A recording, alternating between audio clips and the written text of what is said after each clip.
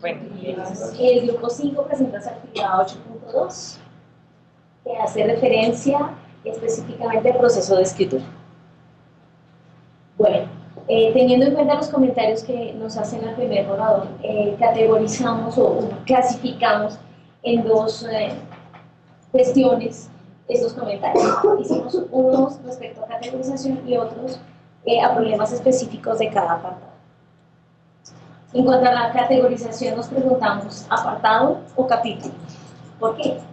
En el capítulo del diseño de la unidad didáctica tenemos tres apartados. Está la fundamentación, está la descripción de la unidad didáctica y la justificación. La sugerencia es respecto a la descripción de la unidad didáctica y en los comentarios nos sugieren que sea un capítulo, a lo que nosotros hacemos el siguiente análisis. Revisando el apartado de fundamentación encontramos que la información que está allí es suficiente para describir la unidad didáctica. Y en cuanto al apartado de justificación encontramos que esa información de la descripción de la unidad didáctica es suficiente para justificar. Dado ese análisis que hacemos, nos mantenemos entonces en que esa descripción de la unidad didáctica siga siendo un apartado. Igualmente sucede en el capítulo de implementación. En cuanto a tenemos dos apartados, la descripción y la evaluación. En cuanto a la evaluación, nos hicimos el siguiente análisis también porque existe la sugerencia de decir capítulo o apartado. Y encontramos de esta manera que en la descripción no tenemos la suficiente información en cuanto a la evaluación. ¿Por qué? Porque estamos centrando la evaluación únicamente en la implementación y no de una manera global que toque los aspectos importantes del análisis didáctico y del diseño como tal. Entonces, tomamos la decisión respecto de ese análisis que debe ser un capítulo. Pero bueno, ¿qué debe llevar ese capítulo? ¿Qué necesita ese capítulo? Y para ello nos formulamos entonces unas preguntas. ¿Qué competencias se desarrollan y a qué nivel? ¿Qué capacidades? El objetivo 1, ¿en qué medida se logra? Y para dar respuesta a cuestiones como estas es necesario hacer un proceso. Por ejemplo, si queremos mirar cuestiones como qué competencias y por qué, tenemos que entrar a revisar qué datos tenemos allí para suministrar y dar respuesta a esa pregunta. ¿Por qué las competencias? ¿Por qué estas y no otras? ¿Y en qué medida se logran?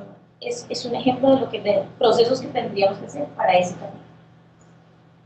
Ahora bien, también nos hicimos unas preguntas específicas en el apartado en el diseño de la unidad didáctica, específicamente en el análisis de contenido.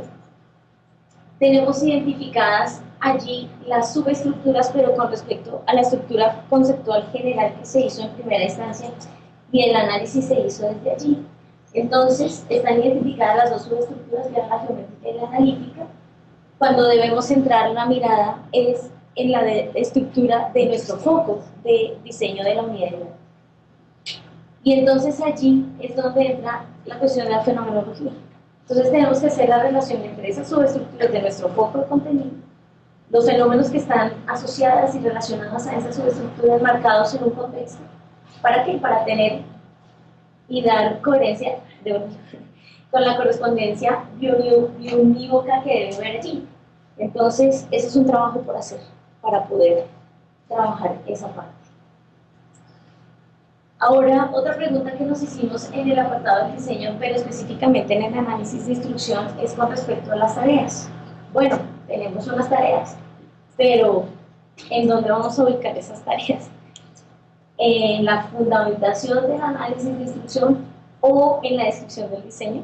Y entonces, haciéndonos esa pregunta, bueno, aquí o aquí, ¿a qué llegamos? A que las vamos a ubicar en la descripción del diseño. ¿Pero por qué? Porque analizando vimos que en la descripción del diseño le estamos contando al lector la secuencia de las tareas, por qué van las tareas ubicadas de determinada manera, por qué aquí, por qué estos contenidos, etc. Y entonces, ¿qué se espera el lector? Encontrar las tareas. Bueno, ¿y por qué esta tarea? Y no otra. Entonces, vemos que es importante ubicarla en la descripción del diseño por esas expectativas del lector. Y en cuanto a la fundamentación en el análisis de instrucción, lo que tocaremos son más respecto a los elementos que esas tareas deben tener y esa fundamentación de tareas, pero las tareas en sí las espera el lector allí y siempre hicimos ese análisis. Bueno, unas reflexiones generales del proceso de escritura que estamos haciendo. Estamos en un proceso de autoría y entonces en ese proceso se generan cuestiones como estas, problemas como estos, errores de forma, uso ambiguo de vocabulario. María José nos hace el comentario respecto a la escalera. Nosotros tenemos una tarea que se llama la escalera y tenemos un instrumento que se llama la escalera. Entonces, ¿cómo vamos a utilizar el vocabulario allí?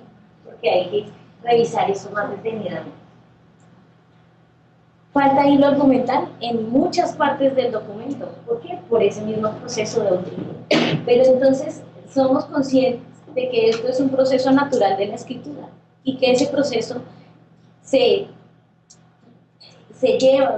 mejoran todas estas cuestiones en la medida que releamos y reescribamos.